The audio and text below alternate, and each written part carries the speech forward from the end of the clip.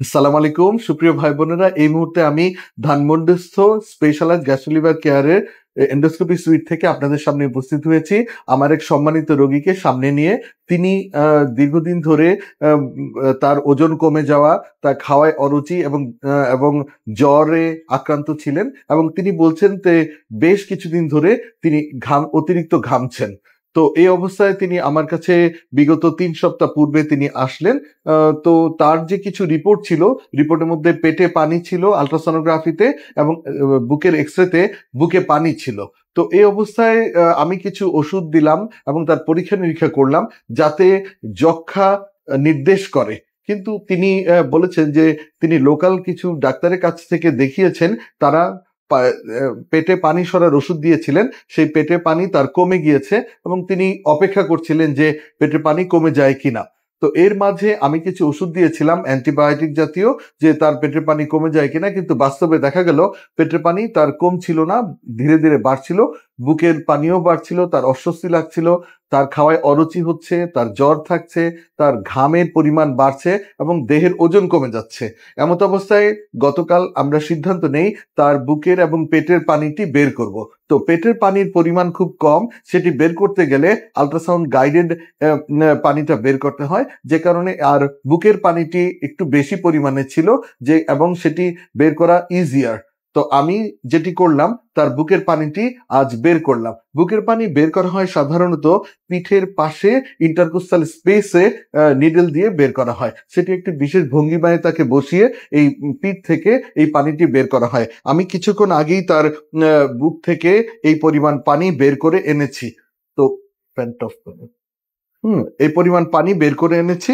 তো এই পানিটি আমরা এখন যেটি করব সেটি হচ্ছে আমরা পরীক্ষা করতে দিব।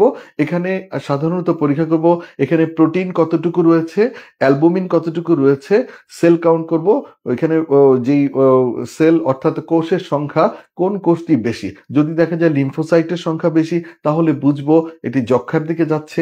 যদি দেখি সেখানে নিউট্রোফিলের সংখ্যা বেশি, তাহলে বুঝবো এটি যক্ষা নয়, অন্য কোনো ইনফেকশন রয়েছে। আর যদি দেখি এডিএ বেশি, অ্যাডিনোসিন ডি মাইনাস যদি বেশি, তাহলে বুঝবো এটি যক্ষার দিকে যাচ্ছে। তো এই অবস্থাগুলো দেখে আমরা বুঝতে পারবো, কিংবা ম্যালিগন্যান্ট সেলের জন্য পরীক্ষা দিচ্ছি। যদি আল্লাহ না করুক, যদি ক্যান্সারের আবির্ভাব ঘটে, তাহলে ম্যালিগন্যান্ট সেল পরীক্ষা করেও সেটি বোঝা যাবে সেটি আসলে এটি কি রোগের কারণে বুকে পানি এসেছে। তো এই পানিটি আমি কিছুক্ষণ আগে বের করলাম, তার পানির পরিমাণ কমই ছিল। তো সেখান থেকে আমরা প্রায় 400 ml বা 450 ml পানি আমি বের করেছি। এটি এখন আমরা পরীক্ষা করব। তো পরীক্ষা করে আমরা যেটা পাবো সেভাবে। আর যক্ষা যদি হয়ে থাকে, সেক্ষেত্রে আমাদের আরো কিছু পরীক্ষা নিরীক্ষা করতে হবে। সেটি হচ্ছে বুকের এক্স ইতিমধ্যে করেছি, সেখানে বুকে পানি, এটি যক্ষার পক্ষে যায়। এছাড়া তার দীর্ঘদিন ধরে জ্বর রয়েছে, সেটিও কিন্তু যক্ষার পক্ষে যায়। তার শরীরে ওজন কমে গিয়েছে, সেটিও যক্ষার পক্ষে যায়। তার খাওয়ায় অরুচি হচ্ছে, সেটিও যক্ষার পক্ষে যায়। তিনি ঘামেন অনেক বেশি, সেটি যক্ষার পক্ষে যায়। এখন আমরা এই পরীক্ষাগুলো করে আমরা নিশ্চিত হব।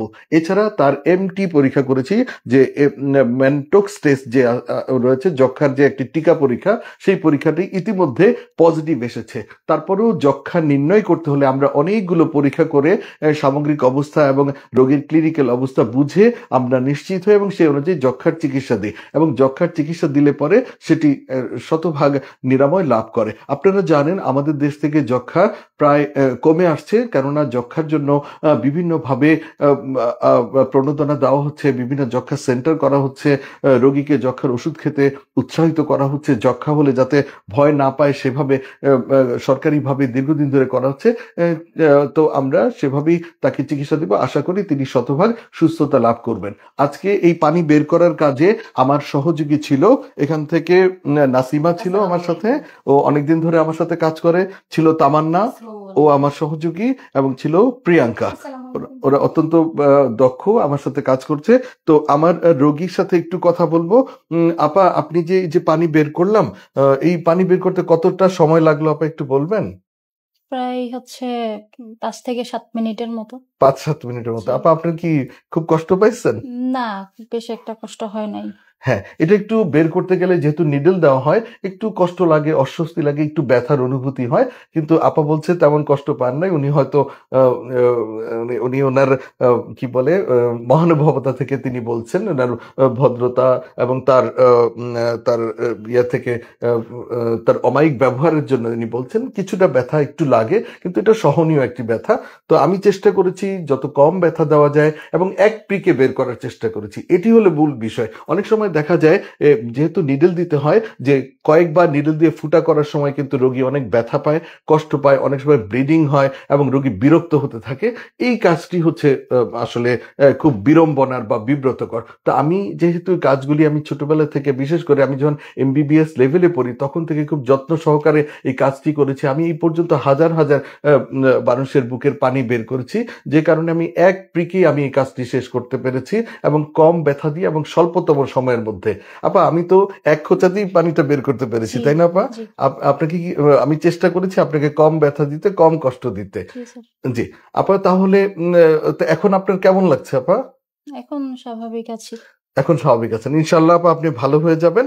আমরা খুব দ্রুতই অম আমরা এই পরীক্ষাটা করে আমরা যদি রিপোর্টগুলি যক্ষার পক্ষে পাই, আপনাকে আমরা চিকিৎসা দিয়ে দিব। ইনশাআল্লাহ আপনি শতভাগ সুস্থতা লাভ করবেন বলে আমরা আশা করছি। আর আমাদের জন্য দোয়া করবেন।